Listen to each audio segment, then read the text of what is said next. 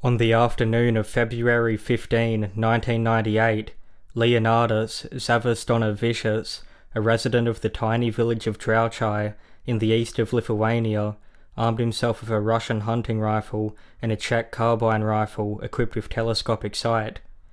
He first went to the farthest farm from his house, where he shot and killed the owner, who was sleeping in bed. He then shot the owner's wife, who was making brooms. The 58-year-old went house by house, shooting everyone inside, starting with the farm owner's next-door neighbour, and then another farmer, the farmer's wife, and the farmer's sister, who had visited for the weekend from a nearby city. A relative of the three commented, "These past years have not changed anything.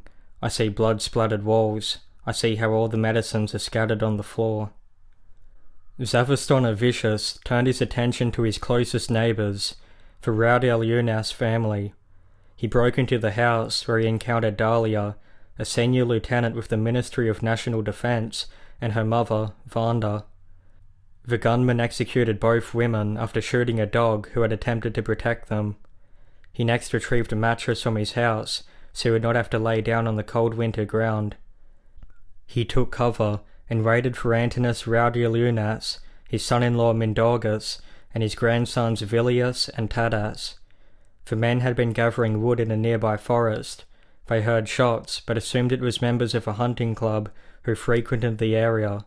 They had no idea that the entire village had been wiped out. As they exited the forest, they were immediately fired upon by their neighbour. A bullet had grazed past Mindaugas's chest, luckily not causing serious injury. 17-year-old Vilius ran to help his father, but was shot. As the shooter approached the men, Mindaugas and his other son Tadas rushed him. A struggle ensued, and the men managed to gain possession of the firearms before they gave Zavostonavicius a severe beating until he collapsed, but not before he asked, "Why are you beating me?"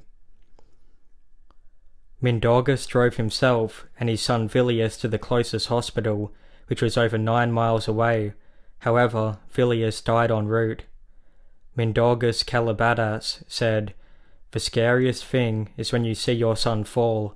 Maybe he wouldn't have been shot if he hadn't ran to me. I walked up to him. The only word he said was, 'Dad,' before he closed his eyes."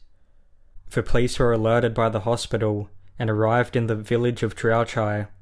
They went house to house, finding every occupant dead inside from a single gunshot wound to the head or chest.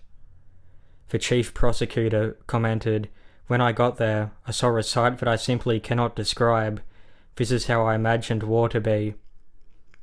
Leonardus Zavostonavicius was taken into custody, but died of a fracture in the base of his skull as a result of the beating later that night. Mindaugas and his son Tadas were only visiting the village, which meant that his father-in-law, 71-year-old Antonis, and Josefa Zavostonavicius, the gunman's 82-year-old mother, were the only surviving residents of Draučiai. Leonardus Zavostonavicius had killed 9 people, and the Lithuanian government were desperate to know why. It was initially suspected that Zavostonavicius, a member of the Polish minority in Lithuania, had committed the massacre to make a political statement. All of the victims were Lithuanian, and the attack had taken place a day before the 80th anniversary of the Act of Independence of Lithuania. Media outlets were told not to publicize details of the murders until after the Polish president had left the country, in fear of a revenge attack. According to the investigation, it was determined that Leonardus Zavostonavicius had suffered from chronic delusions similar to schizophrenia, and his actions were not influenced by a political agenda.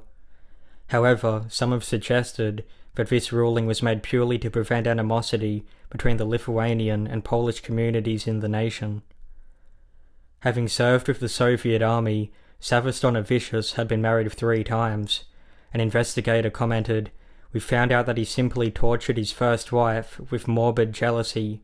She was not allowed to go anywhere beyond the house. When she went out to the store, he watched through the window which way she went. He lived with his second wife for a short time. Pathological jealousy ruined relationships. His third wife was not even allowed to go to the clinic when she had a broken arm." Stanislava, the third wife, left Zavistonavicius 10 months before the massacre had occurred due to his jealous and delusional behavior. She said, when we went to sleep, he would put a rifle next to the bed. The investigator added, he often told his relatives that he was being persecuted by the Gestapo, that communist gangs are harming his health, poisoning his animals, and aborting cows. Others that knew him remembered Leonardus as an intelligent and helpful person. Relatives had started to notice a change in his behavior after he had suffered a head injury in a car accident in 1976 while he worked as a taxi driver in the Lithuanian capital. He had been examined by a psychiatric hospital in 1985. The weapons used in the massacre were held legally with a permit renewed less than a year before the incident. As part of the renewal process, permit holders had to pass a psychiatric examination. Several psychiatrists had examined Zavistonavicius over the years and had not noticed anything suspicious. A chief doctor noted that he was able to pretend and control his behavior. He concentrated so that the doctors could not notice his disorders. The daughter of the gunman stated, that tragedy is a cross and pain for the rest of my life. It hurts so much that someone so close to me, whom I still love, did this, and caused so much pain to others. I'm not surprised that those who knew him do not believe that he was like that. As a doctor, I can tell he was not like a classic mental patient. You had to live with it to notice it.